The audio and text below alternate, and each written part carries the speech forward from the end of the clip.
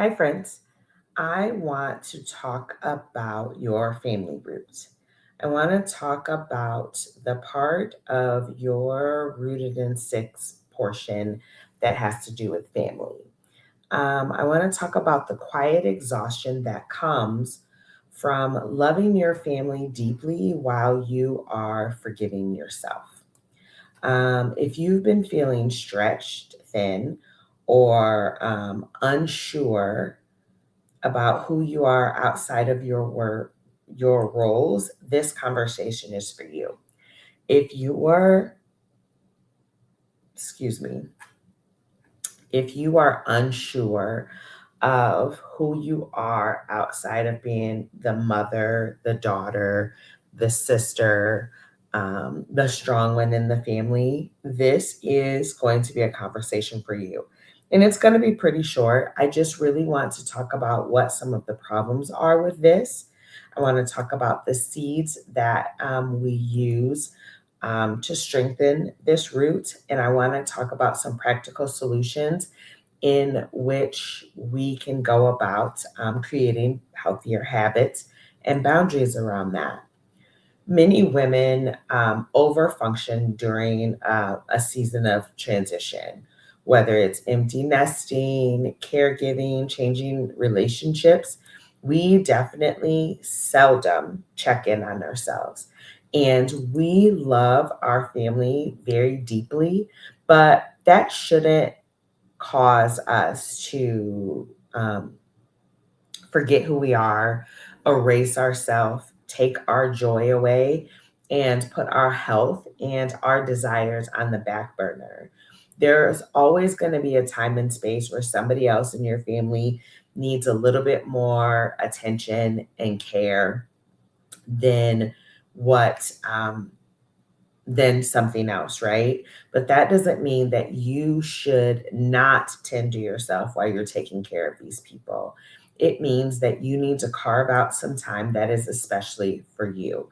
You need to make sure that as you're strengthening your family roots, when you get to a space to be able to enjoy them, or a space where the transition or that season has changed, that your family roots are intact. If you're caring for a loved one, the last thing you want to look up and find is that you've neglected some littles. If you're caring for littles, the last thing that you want to look up and see is that you were neglected some long term relationships with other parts of your family, that you've not checked in with a grandmother, that you've missed some great conversations with the beautiful aunts, that you haven't traveled and connected with them as you're in a season of going through whatever it happens to be.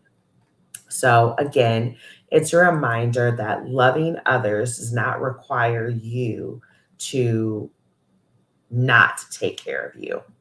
So, we're going to talk about the seeds that we are weaving. And the first one is grounding. And grounding really just helps us to pause before we're reacting. It helps us to pause before we make a decision. It helps us to reset our nervous system. And grounding can be done so many ways, and we'll discuss that in a different video. I also have a handout on my website in which you can download. But grounding can be something as simple as taking several deep breaths before you jump into a task of helping with homework or giving a loved one a bath or managing a med routine. Um, clarity. Clarity helps us to regulate, to understand and recognize when our roles are shifting and changing and what that looks like for us now and in the future. So, being clear about what you want your family structure to look like, what you want your family roles to be, and the legacy that you'd like to leave behind is important. And that is one of the ways to help you function currently. We're going to talk about empowerment. Being empowered reminds us that the boundaries are acts of self care and they aren't places that we should feel guilty about. Empowerment gives you the space to be able to say, I need to say no to this activity today because I need to take care of my family. I need to make sure that my career is lining up with my family values. And again, your core values are personal to you. They don't have to look like your neighbors, they don't have to look like the rest of your extended family, but they have to be, they're intentional for you and what you want your family to look like. And that's your design because ultimately you are the one who lives through it. Action. The action for taking care of your family doesn't have to be dramatic. We would probably all like to be these Instagram families or a really great Pinterest family. Believe me, I try a lot of Pinterest things, but I just want to love my family fully and very simply. And I want my family to be okay, whether we have a lot or little, and to know that we are it and that our intention is to just bring love and kindness to other people. I want when I'm gone for my family to be able to speak kindly of me, to have great memories of the things that we've done. And it doesn't have to be big. It can be something as simple as coloring with my granddaughters and listening to fourth grade tea. There's a lot of that, by the way. It is as simple as playing Magna Tiles with my grandsons or taking some of my children on singular dates when it's just them because there's quite a few of them. And wellness. Wellness asks us to notice our emotional labor. It asks us to care for ourselves mentally, physically, and emotionally while we're caring for our family. And we want the same for our family. And these are the seeds that I will speak of consistently as I'm talking about the 6 roots that enhance your life. And the final seed is connection. It invites healthier communication. It invites growth in every party, right? Like generation to generation, there's something to learn from each of the generations, but connection just really enhances communication. It really enhances your ability to reach out to people when you're in time of need, when you're going through a transition, when your season looks very daunting, and right when you're coming out of a clearance into another season. And we all want that connection. So I have a couple of questions for you. And these are going to be questions where this is a safe space and it's not a place of judgment. These are not things that I want you to beat yourself up about when you're journaling about them. If you want to share them with me on Facebook, or if you want to, or on Instagram, or if you want to hop on a call and talk about these, I encourage everyone to get a really cheap notebook and start journaling. And it can start with a 5-minute habit and take as long as you would like. But where am I feeling a depletion instead of an overflow? That is your first question that you're going to sit and you're going to ask. And you're going to talk about that with just with yourself. You're going to kind of recognize some of your patterns, the things in your family that don't feel great as we just come off the holidays. Um, you could feel depleted from trying to be all of the things that you saw online or create all of the memories. Where are you feeling depleted instead of an overflow? We are going to, your next question is, what role am I afraid to release? That's a tough one. It is, as I'm coming upon empty nesting, it's tough to think about being in a space of parenting all adult children. And as much as I like to say that I'm not a control freak, being in a space of not having any control over these people's lives anymore is such a new space for me. Now, I'm an open nester, to be honest, because I have grandchildren that are coming along and I get to hang out with them and be a great part of their life. But again, I have no sense of control. My baby will be 18 in 7 days. And so there's a role that I need to release as far as like primary caregiver. I'm not afraid to release that, but there are some roles that we don't like to release. I definitely don't want to release the one that where I get to kind of make the last decision.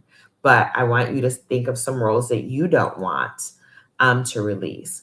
And What boundary would you like to put in place to support peace in your home and in your family structure?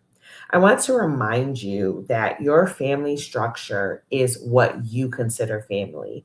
For many of us, it is blood relatives, and for many of us, it is not. Not all of us have children, not all of us are married, not all of us are close to our extended family. And if your family happens to look very different from mine or your neighbors, it is again your core value, your family structure. And what boundary can will help you to support peace in that area. Okay, now we are going to talk about three sustainable habits that are going to support you this season. And these habits are going to be pretty attainable. So, the first one I would like to say is a daily emotional check in. There's a lot of times where we don't want to really talk about how we're feeling. But I think once a day at least, asking, how am I feeling today? Am I overwhelmed? Excuse me. Am I overwhelmed? Try to name the feeling before you're responding to anyone else. Am I tired? Am I excited? Do I feel a little depleted? Is my 40% that I'm giving today the best that I can? Is that my 100% for the day? Another habit that you can form is setting a boundary for your week. And that's not necessarily to set a new boundary every week, but to say, this week, I am going to spend this amount of time with my family and I won't spend it in my business. This week, I am going to talk to my family about how we're going to communicate. This week, I am going to ask my family if we want to do a new mission statement. Or this week, I'm going to talk to my family about how we are going to have respectful conversations with each other. Or saying, let me think about that. This is not a task that I can do this week. I can't help with childcare. I don't want to run any errands. Is there something that I can delegate to someone else? I would say that you can set a boundary. And the third habit is a weekly family reset moment. And I don't necessarily call them necessarily a reset, but I definitely like to call them like a family check in, because I do want to check in with everybody. I do want to see how everybody is doing. And as I'm planning my week out, and one of my six pillars is family, what is my family going to need from me this week? Is there a child that is struggling? Is there some extra space that I need to give my spouse? Is there some attention that someone else in my extended family needs from me? So, and it's going to be a low pressure moment to just kind of reconnect, maybe over a meal, maybe over going for a walk. But it's an honest check in to see where your family is and what needs to be adjusted so that you can have peace in your home, peace in your relationships, and so that your family core value and mission statement is being met. It sounds overwhelming to talk about a mission statement and doing all of these things, but I'm going to encourage you to just do one thing, create one healthy habit that is a core value for your family. Rooted in Six is my core program where we talk about these six roots. We talk about the seeds that help to nourish these roots. And this is a way for you to have a very nourished and harmonious life. And I would love to invite you into my community, whether it is to continue watching the videos on here, whether it is to join my Wildflower Collective community, or to hop on a coffee chat or do a seasonal life audit. But I will leave my links below for you to get in contact with me if you have more information. Please feel free to send me a message. I'd love to chat. I love to talk to new people, and I love to offer tangible solutions to whatever season you may be in. I personally have been in lots of seasons. We've had littles, we've had bigs, we've had some grief, we've had some moving across the country, and I'm not an expert in any of this. I just know that I have walked through so many different seasons, and I would like to talk with you about what would be fruitful for your season. Um, and so I want to help women redefine their family roles while they're staying rooted in who they are, not just what they do. And I want these family roles and their family dynamic to be to meet their core desires and to be a space and sense of joy for them. So I thank you for being here with me, friends, and I look forward to connecting with you.